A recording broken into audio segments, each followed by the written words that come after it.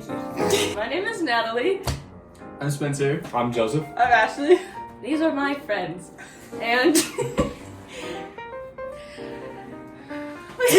so, we are two boys and two girls. We're going to debate on genders, but not really. We're just going to get your opinions on some things. I had you do those quizzes earlier, so you could all know what we're talking about. First question. There's a quote.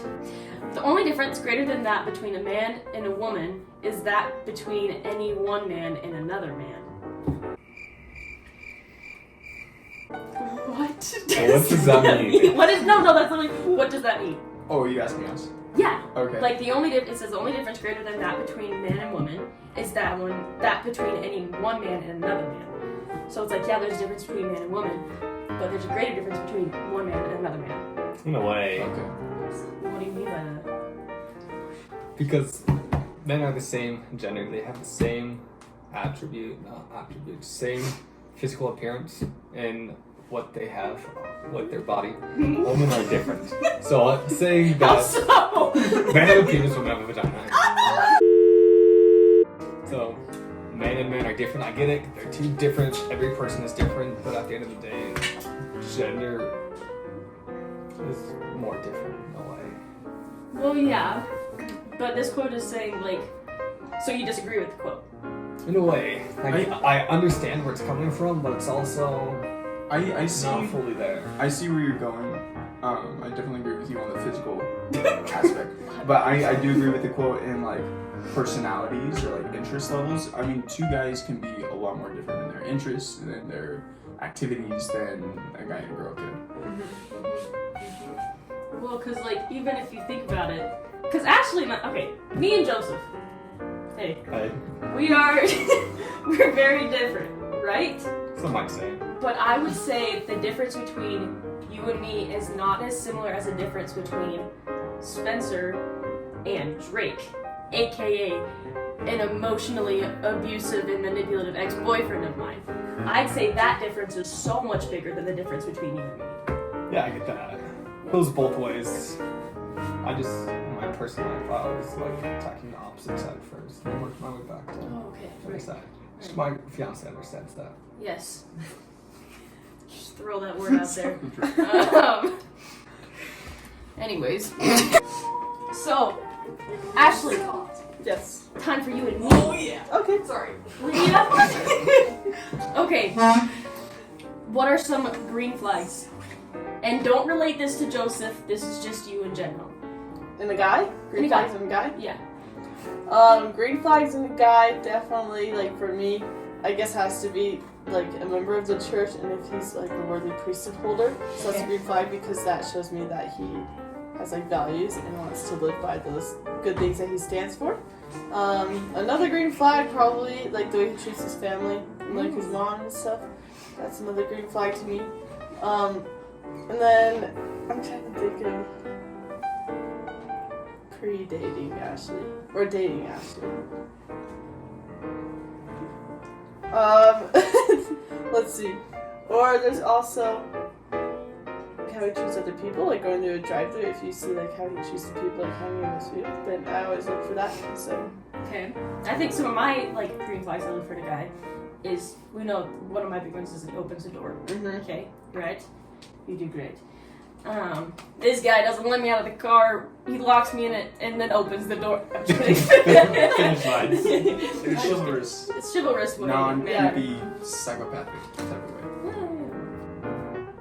No. Okay, my personal green flags opening door. Same thing with like worthy priesthood holder, loves his mom or sisters. Like the way he treats them, I think that's very reflective of how they'll treat a woman in a relationship. Like something that I look for is how they treat like fast food workers. yeah, You know, because they're just like random people who are just out there. Yeah. And like normally people don't really treat fast food workers the best. So if they treat fast food worker good, then that's a green flag. Yes, that's right. Boys. Oh, that's I us. prefer men. Oh. Thank you. There's Men. more men than me.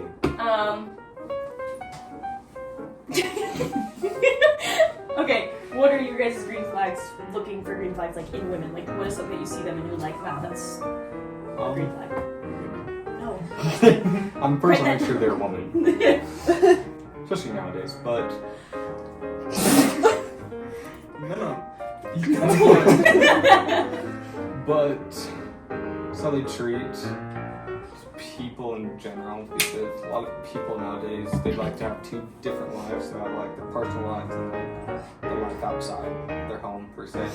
And so then if they live two different lives, maybe they're hiding something else. They don't like to show maybe who they are out there, or they don't like who they are at home, like hiding something. And so it's best in a relationship if the same persons, when you see them first, meet them and date them and marry them later on, they're most likely the same person. That's what mine. That's awesome. That definitely would have to be one of mine as well. I think, and of course everyone's circumstances are different, so according to their circumstances, like their relationship with their family, whether it be like siblings or parents. And then also one big one for me, and it's not like, I won't say it's like everything weighs on this one green flag, but one green flag that I do have is like interaction with kids and like children, not in a creepy way, but Like it's a motherly instinct. yeah. But like, do they like kids? Do they like being like? If you see them being a mother to your kids.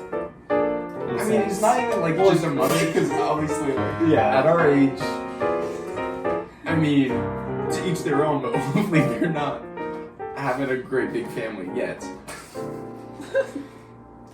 But like, even like just around like other kids, just being able to interact with them and not being like super like touchy, like, ooh, I don't know how to handle.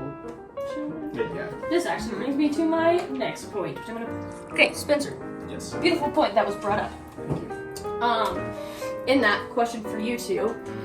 So, say you see. Yes, you two. Oh, sorry.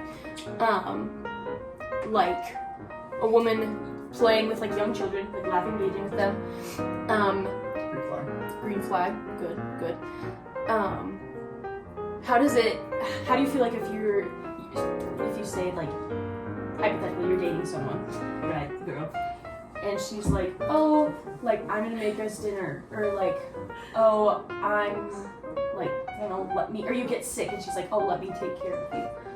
How does that weigh? Is that like I can take care of my own, or is that I'm attracted to that because they're showing maternal signs and that they're showing that they are a woman and have those maternal instincts? I think it's both. It's maternal and it's like being able to live by your own. Like playing with kids shows like all they care, they know how to care and making you dinner, taking care of you sick. Because like they know how to care for you, and that's something that us as humans, most of us desire, is like somebody who knows how to take care of you, like understands you. Good. I mean, I was raised to be independent and to do things for myself, but with that though, is also like the whole point in a future relationship is to care for each other, support one another, take care of them when the other person can't. And so to have that, I think, yes, definitely a maternal instinct that it shows, but also just like a committed companionship. Because I feel like I would expect the same thing of myself if like my girlfriend or my future wife were in that situation where they were sick or they were unable to help take care of themselves. Like I would expect myself to step in and take care of them too. Good. Ashley, how do you feel when you see Joseph fixing the sink? I feel good because I don't know. Okay, but let me rephrase that question. You see, like, Joseph, or me in this situation, Spencer. Like something breaks in the house and they can take out like what is it? Drill? Not the lasers and the spikes. Lasers, spikes. Oh, please, no! Not the lasers and the spikes! Not the drill. You know the drill. Oh, no, not the drill! Oh. They can take something out and they can fix the car, or they can fix something broken in the house, or they like those manly things, if you will. How do you feel about that? I feel it's kind of like, I guess, relating to like our womanly responsibilities, kind of like what they're talking about. That's like, I feel like we just expect that from a man. Like I feel like just knowing that like Joseph maybe in the future will be able to fix like a light bulb or I can something. fix it right now. But Yeah, but like I don't know, just learn like with age. No, but like, yeah. like it just I don't even know, it just like makes me feel good. Get Just the light 'cause bulb. he's gonna be fixing a light bulb in the future and be like, yes. Wow, that's the thing That's we a talked man. about. That's what we're talking about. That's I a don't know. man. Yeah, it just like That's makes why. me feel good. I just like No. comforts me to know that he can like fix things and like Well, that speaks for Make them sure like it's as a working. provider almost Yeah, too, right? yes. Because there's the idea that like the man is a sole provider, and that's up to Mhm. that that's up for interpretation per relationship, right? But I think it also emphasizes the idea of like, well, they can fix things when they need to be fixed. They can Mhm. provide when things are not being taken care of. I think Yes. it kind of crosses. What is that? It applies to that as well, Mhm. right? yeah, providing. Yep, that's what I was thinking. Good. Thanks. Excellent. You're welcome. Thank you. You're welcome. Back to you, Channel 7. We've had some discussion, some on camera, some off. Ashley, what is a main point that you've gathered from this? From this, what I have learned about this gender debate that we have had, everything that they have discussed and that we've discussed, it basically confirmed everything that I have not previously learned, but like everything that like the world, but not the world. That sounds bad. Everything like the good people in the world have told us about different genders and their roles and how they're both important in a healthy relationship.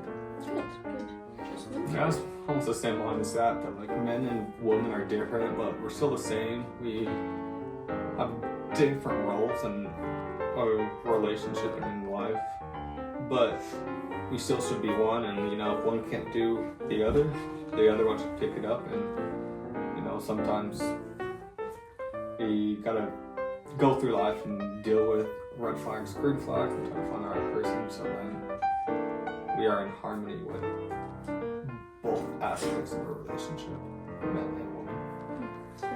It was really interesting to hear the different red and green flags from the different points of view. And I think it just, at least for me, it went to show how much they work together and how things that are important to good guys, not to flex or anything, but good guys, are things that girls look for in those guys, and vice versa as well.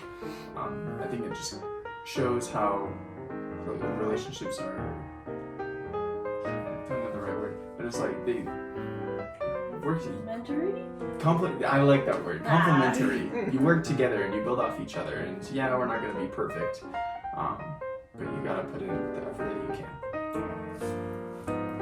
No, yeah, kind of. I think we all kind of got the same idea out of it from our discussions. Just the idea that, like, within a relationship and just dynamics in life in general, men and women have such different roles, but defined roles that, again, like, are complementary. And I think that things like stereotypes and like roles and like green and red flags can really influence the treatment of one another, if that makes sense. But I appreciate this discussion, hearing it from two sides of a recently engaged and like recently dating kind of thing. So, anyways, thank you for your time. Till next time. Till next time. Lenny podcast out of here.